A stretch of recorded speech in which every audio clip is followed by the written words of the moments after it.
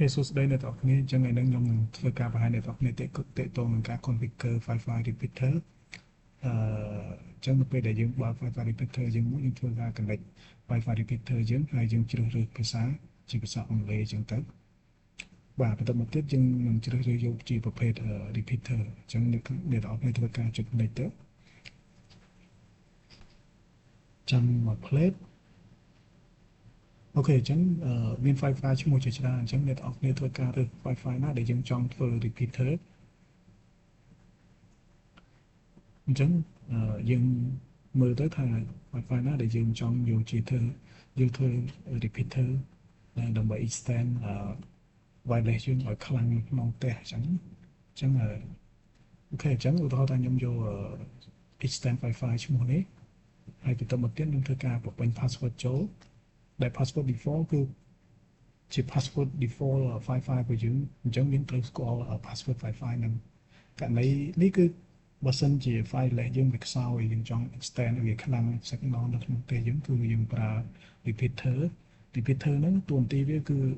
មានន័យថា extend អឺ signal ទំហំ signal នោះឲ្យមានពេញលេញនៅក្នុងផ្ទះយើងអញ្ចឹងនៅក្នុងបន្ទប់យើងដោយមិនចាំបាច់រត់ខ្សែ network ដើម្បី connect ពី device មួយពី Wi-Fi មួយទៅ Wi-Fi មួយអញ្ចឹងណាពី router ទៅ Wi-Fi ឬក៏ពី Wi-Fi ទៅ Wi-Fi តគ្នាអញ្ចឹងវាធ្វើឲ្យយើង messy អីចឹងទៅអញ្ចឹង extender SSID យើងអាចធ្វើការកំណត់បានទៅកន្លែងហ្នឹងណាអញ្ចឹងអ្នកទាំងអស់គ្នាអាចធ្វើការកំណត់ឈ្មោះមួយដែលជាក់លាក់ឬក៏សមរម្យសម្រាប់យើង extend ដើម្បីបង្ហាញថាអូអ្នក signal យើងនេះវាពិតជាជិះបានឆ្ងាយមែនពេលដែលយើង configure repeater ហើយអញ្ចឹងអ្នកទាំងអស់គ្នាចឹងកន្លែងនេះគឺយើងធ្វើការបំពេញឈ្មោះយើងអាចដាក់ឈ្មោះដូចអាចាស់ក៏បានតែគ្រាន់តែយើងពិបាកមើលថា wireless យើងនឹងអឺវាជា signal នឹងបានឆ្ងាយប៉ុណ្ណាអញ្ចឹងណាអញ្ចឹងកន្លែងនេះខ្ញុំគាត់តែចង់បង្ហាញអ្នកនរគ្នាថាខ្ញុំដាក់ឈ្មោះផ្សេងអញ្ចឹងដើម្បីងាយស្រួលបើអ្នកនរគ្នាដឹងថាតើ signal ហ្នឹងវាពិតជា configure extend ដើររួច repeater រួចតើវាពិតជាចាប់បានអឺចម្ងាយឆ្ងាយឬក៏ signal ពេញមែនអត់អញ្ចឹងអ្នកនរគ្នាដោយសារពីមុននេះខ្ញុំបានសូមអ្នកនរគ្នាពី wireless ឈ្មោះដែលខ្ញុំចាប់បានហ្នឹងហើយវាចាប់បានកម្រិតណាអញ្ចឹងអ្នកនរគ្នាតែនេះដោយសារខ្ញុំ configure យកមកអញ្ចឹងទៅក៏ខ្ញុំបង្ហាញអ្នកនរគ្នាតែម្ដងទៅអញ្ចឹងនៅពេលដែលខ្ញុំ configure ហើយខ្ញុំចុច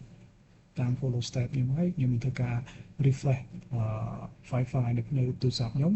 ដើម្បីធ្វើឲ្យ make sure ថាតើ wireless ដែលខ្ញុំ configure repeater មកហ្នឹងពិតជាដំណើរការឬអត់អញ្ចឹងអ្នកនរគ្នាអញ្ចឹងដោយសារថាពេលដែលយើង configure ហើយវាអត់ទាន់ load ភ្លាមទេធ្វើការចាំបន្តិចដើម្បីឲ្យ release extend ហ្នឹងអញ្ចឹងអ្នកនរគ្នាអញ្ចឹងមិញគឺវាធ្វើការបង្ហាញមកថាអឺឈ្មោះថ្មីដែលខ្ញុំបានកំណត់ហ្នឹងគឺវាពិតជាបានចេញមែនអញ្ចឹងអ្នកនរគ្នា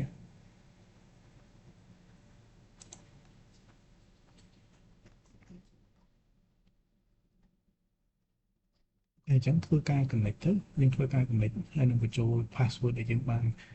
កំណត់ទុកមុនហ្នឹង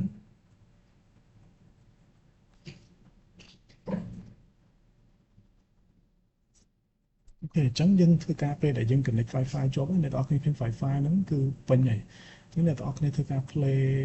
អឺចម្រៀងនៅក្នុងហ្នឹងទៅតើវា play ទៅវាដើរដំណើរការធម្មតាយើងអត់ YouTube អត់ចេញយើង test wireless យើង test Google ទៅអីពុតថា make sure ថាអ្វីដែលយើង configure ហ្នឹងគឺបានជោគជ័យ 100% អញ្ចឹងណាអ្នកនរគ្នា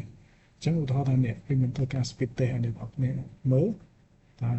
ពេលដែលយើង configure ហើយ Wi-Fi យើងប៉ុណ្ណឹងយើងចាប់ test speed នោះថាបានប៉ុណ្ណាអញ្ចឹងណាអូខេអញ្ចឹងគឺ speed download គឺបានខ្ទង់14មេហើយ upload គឺរៀងខ្សោយបន្តិចបានតាម6មេជាងទេអញ្ចឹងគឺដំណើរការនេះដល់គ្នា